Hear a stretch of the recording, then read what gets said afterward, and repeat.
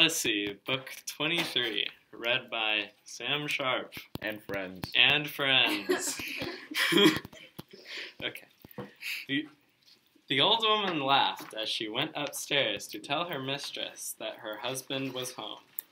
She ran up the steps, lifting her knees high, and, bending over Penelope, she said, "Wake up, dear child, so you can see for yourself that you have yearned for day in and day out.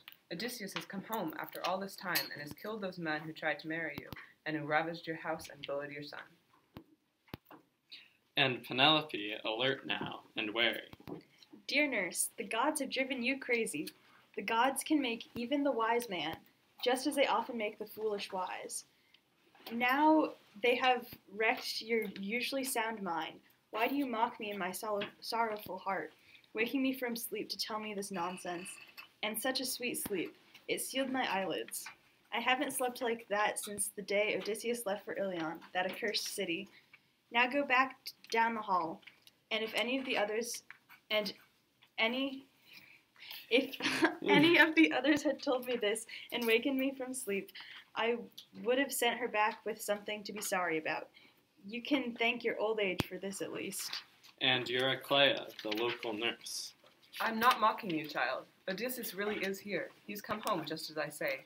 He's the stranger they all insulted in the great hall. Telemachus has known all along, but had the self-control to hide his father's plans until he could pay back the arrogant bastards."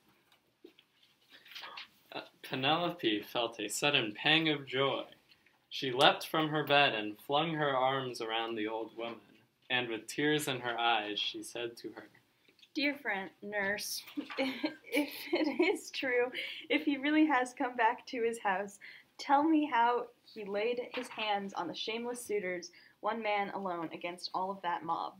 And Euryclea answered her, "I didn't see and didn't ask. I only heard the groaning of men being killed. We women sat in the far corner of our quarters, trembling, and with the good solid doors bolted shut until your son came from the hall to call me, Telemachus. His father had sent him to call me, and there he was, Odysseus, standing in the sea of dead bodies, all piled on top of each other on the hard-packed floor. It would have warmed your heart to see him, spattered with blood and filth like a lion. Now the bodies are all gathered together at the gates, and he's purifying the house with sulfur, and has built a great fire, and has sent me to call you. Come with me now, so that both your hearts can be happy again. You have suffered so much, but now your long desire has been fulfilled. He has come himself, alive, to his own hearth, and has found you and his son in the hall.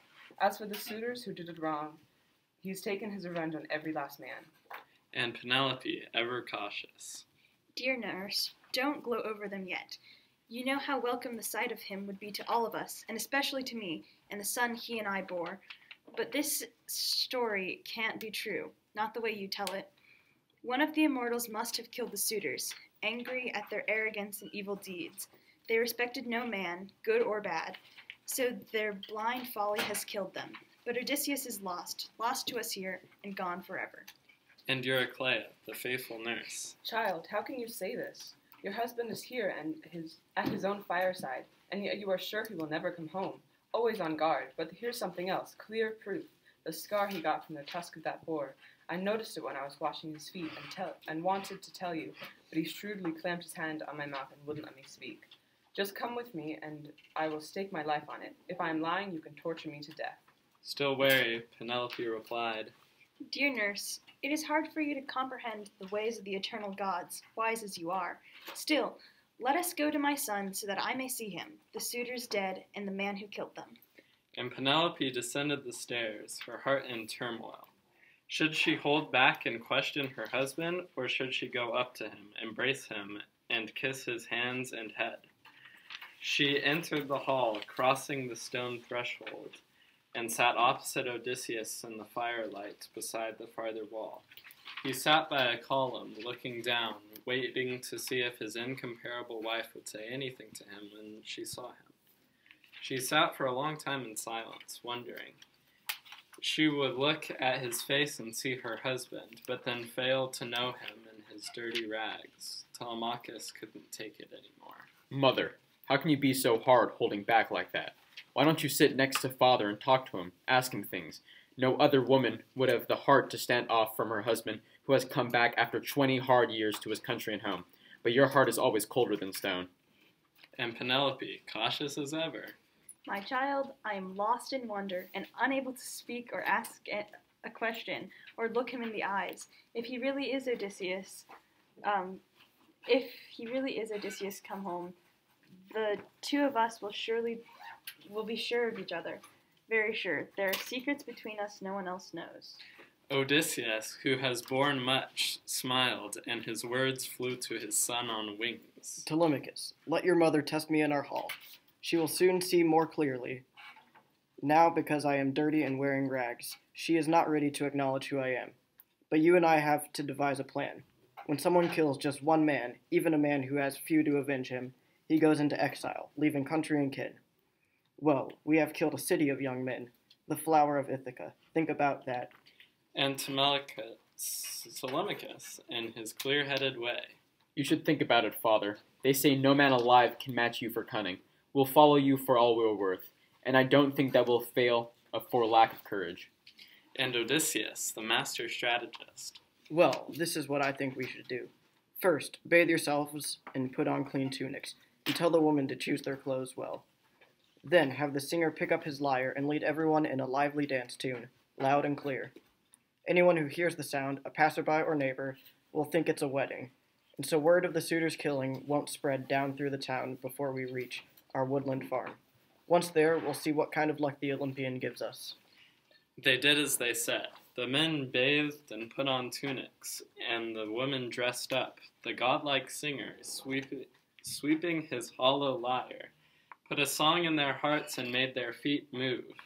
And the great hall resounded under the tread of men and silken-waisted women dancing. And people outside would hear it and say, Well, someone has finally married the queen. Fickle woman. Couldn't bear to keep the house for her true husband until he came back. But they had no idea how things actually stood. Odysseus, meanwhile, was being bathed by the housekeeper Eurynome. She rubbed him with olive oil and threw about him a beautiful cloak and tunic. And Athena shed beauty upon him and made him look taller and more muscled, and made his hair tumble down his head like flowers. Imagine a craftsman overlaying silver with pure gold. He has learned his art from Pallas Athena and Lord Hephaestus, and creates works of breathtaking beauty. So Athena herself made his head and shoulders shimmer with grace. He came from the bath like a god, and sat down on the chair again opposite his wife, and spoke to her, and said... Odyssey, Book 23, page 358. So Athena herself made his head and shoulders shimmer with grace. He came from the bath like a god, and sat down on the chair again, opposite his wife, and spoke to her, and said, You're a mysterious woman. The gods have given to you more than to any other woman an unyielding heart. No other woman would be able to endure standing off from her husband, come back after 20 hard years to his country and home. Nurse, make up a bed for me, so I can lie down alone, since her heart is a cold lump of iron. And Penelope, cautious and wary, You're a mysterious man. I am not being proud or scornful, nor am I bewildered, not at all. I know very well what you looked like when you left Ithaca on your long-oared ship. Nurse, bring the bed out from the master's bedroom, the bedstead he made himself, and spread it for him with fleeces and blankets and silky coverlets. She was testing her husband. Odysseus could bear no more, and he cried out to his wife, By God, woman, now you've cut deep. Who moved my bed? It would be hard for anyone, no matter how skilled, to move it. A god could come down and move it easily, but not a man alive, however young and strong, could ever pry it up. There's something telling about how that bed's built, and no one else built it but me. There was an olive tree growing on the site, long-leaved and full, its trunk thick as a post. I built my bedroom around that tree, and when I had finished the masonry walls and done the roofing and set in the jointed, close-fitting doors, I lopped off all of the olive's branches, trimmed the trunk from the root on up, and rounded it and trued it with an adze until I had myself a bedpost. I bored it with an auger, and starting from this I framed up the whole bed, inlaying it with gold and silver and ivory, and stretching across it oxhide thongs dyed purple. So there's our secret. But I do not know, woman, whether my bed is still firmly in place, or if some other man has cut through the olive's trunk." At this, Penelope finally let go. Odysseus had shown he knew their old secret. In tears she ran straight to him, threw her arms around him, kissed his face, and said, "Don't be angry with me, Odysseus. You of all men know how the world goes. It is the gods who gave us sorrow, the gods who begrudged us a life together, enjoying our youth and arriving side by side to the threshold of old age. Don't hold it against me that when I first saw you I didn't welcome you as I do now. My heart has been cold with fear that an impostor would come and deceive me. There are many who scheme for ill-gotten gains. Not even Helen, the daughter of Zeus, would have slept with a foreigner had she known the Greeks would go to war to bring her back home. It was a god who drove her to that dreadful act, or she never would have thought of doing what she did. The horror that brought suffering to us as well, but now, since you have confirmed the secret of our marriage bed, which no one has ever seen, only you and I and a single servant, Actor's daughter, whom my father gave me before I ever came here, and who kept the doors of our bridal chamber, you have persuaded even my stubborn heart." This brought tears from deep within him, and as he wept he clung to his beloved wife. Land is a welcome sight to men swimming for their lives. After Poseidon has smashed their ship in heavy seas, only a few of them escape and make it to shore. They come out of the gray water crusted with brine, glad to be alive, and set foot on dry land. So welcome a sight was her husband to her. She would not loosen her white arms from his neck, and rose-fingered dawn would have risen on their weeping, had not Athena stepped in and held back the long night at the end of its course, and stopped gold-stitched dawn at ocean's shores from yoking the horses that bring light to men, Lampus and Pathon, the colts of dawn. Then Odysseus said to his wife, "We have not yet come to the end of our trials. There is still a long, hard task for me to complete, as the spirit of Tiresias foretold to me on the day I went down to the house of Hades, to ask him about my companion's return and my own. But come to bed now, and we'll close our eyes in the pleasure of sleep." And Penelope calmly answered him, "Your bed is ready for you whenever you want, now that the gods have brought you home to your family and native land. But since you've brought it up, tell me about this trial. I'll learn about it soon enough, and it won't be any worse to hear it now." And Odysseus, his mind teeming, "You are a mystery to me. Why do you insist I tell you now? Well, here's the whole story. It's not a tale you will enjoy, and I have no joy in telling it. Tiresias told me that I must go to city after city carrying a broad-bladed oar until I come to men who know nothing of the sea, who eat their food unsalted, and have never seen red-prowed ships or the oars that wing them along. And he told me that I would know I had found them when I met another traveler who thought the oar I was carrying was a winnowing fan. Then I must fix my oar in the earth and offer sacrifice to Lord Poseidon, a ram, a bull, and a boar in its prime. Then at last I am to come home and offer grand sacrifice to the immortal gods who hold high heaven, to each in turn.